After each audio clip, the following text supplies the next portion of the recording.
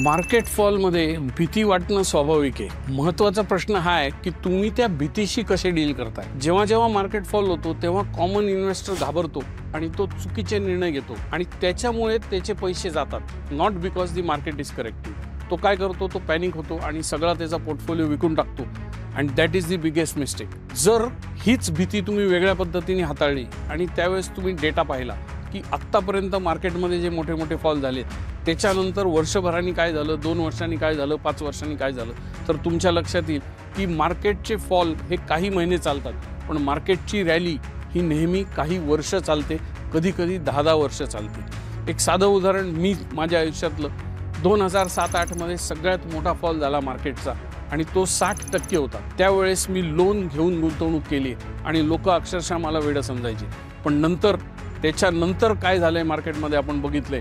त्यावेळेस निफ्टी 2500ला आला होता आणि आज निफ्टी किती आहे, 25,000। So this is how you invest in the market. Me recommend करणार नाही की लोन घेऊन इन्व्हेस्ट करा, पण मी एवढं निश्चित रेकमेंड करीन की मार्केटमध्ये सदा सर्व काळ इन्व्हेस्ट करा। सेन्सेक्सकडे बघू नका, because there is neither any sense nor any sex in the Sensex.